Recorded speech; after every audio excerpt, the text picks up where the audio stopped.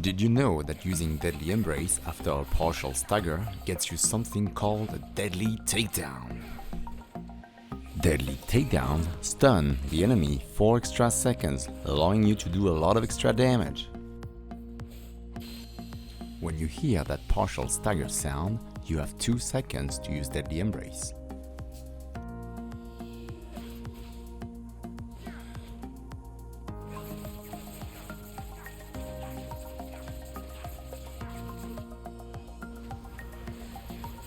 So you should get used to switching to Garuda and using Deadly Embrace quickly whenever you get close to that half stagger mark.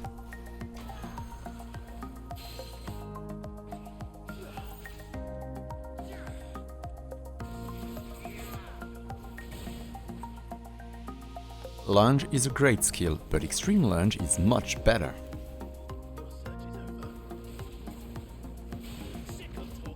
It covers a lot more distance and does more damage.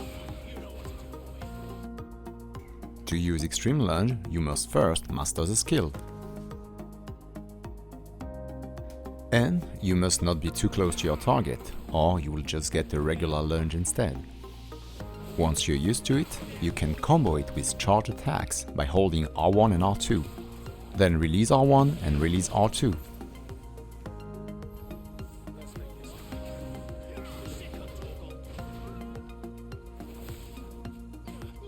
There is also an extreme Downthrust. Just like with Lunge, you must first master the Downthrust skill. And second, you must be high enough before you initiate the Downthrust. There are several ways to get enough height for an extreme Downthrust. 1. You can stomp an enemy to double jump, as we just showed. 2. You can use iconic abilities which launch you in the air, such as Wicked Wheel.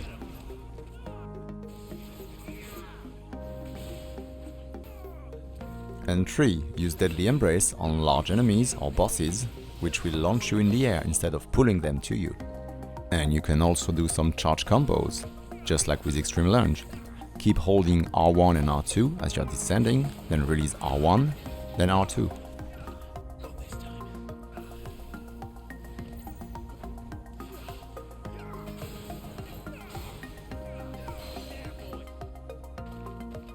Timing for parry has to be perfect. It is very hard to pull off unless you know a monster's moveset perfectly and have great reflexes.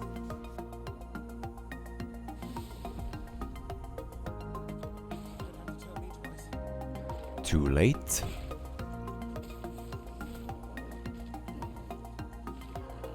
Okay.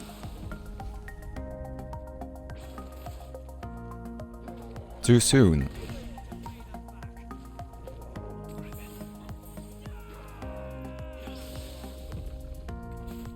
You can also parry with other sword abilities, such as Burning Blade. But honestly, timing is just too difficult. My advice is to forget about parrying, except for very specific enemies with telegraphed attacks.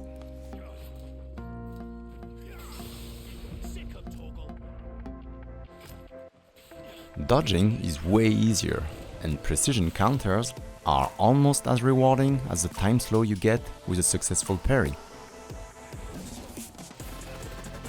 So why bother?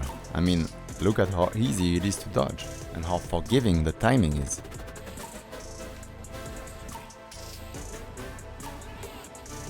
You don't even have to press the dodge button sometimes. Just lock on the enemy and circle around him. But if you really like countering, there are safer ways to do it, which we'll cover later in this video. Titan's iconic feat is amazing. This blocks any frontal attack.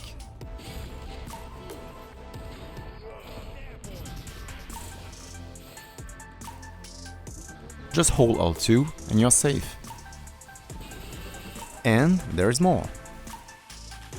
Titanic Counter is similar to parry, but with a much easier timing. Just press L2 as you're about to get hit. Immediately follow up with 3 R1s to crush your enemy's face. This is even easier with the Ring of Timely Focus equipped. just press L2 instead of circle when you get the evade prompt.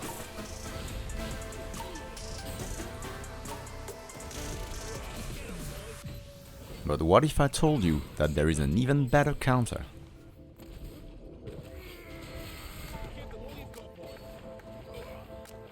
Raging Fists is amazing. You should get this iconic ability as soon as possible.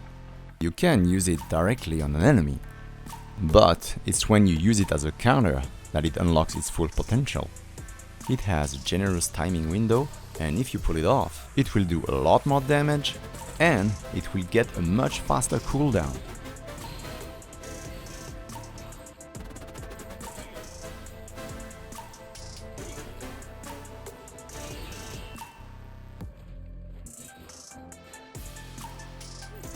And the great news is, this also works with the Ring of Timely Focus, so just press square plus R2 when you get the evade prompt.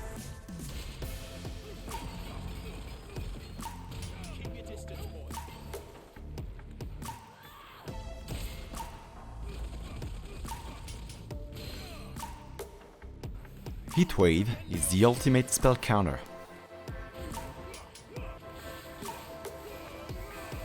It is, without a doubt, the first iconic ability you should learn and master.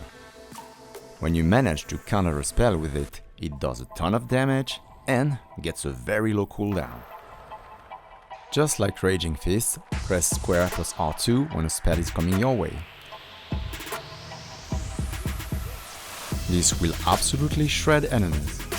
The only downside is that you need enemies to actually use spells if you want to get the full benefit of this iconic ability. But hey, it still does decent damage if you use it offensively. And if you're worried about timing, don't, because the Ring of Timely Focus works for this as well.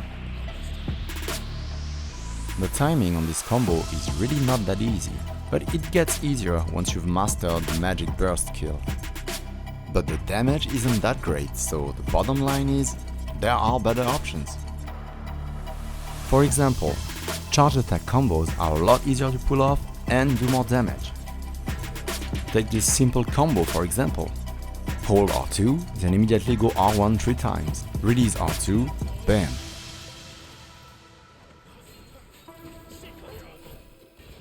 I hope you enjoyed this video. There will be more Final Fantasy 16 guides coming out soon and a 100% walkthrough.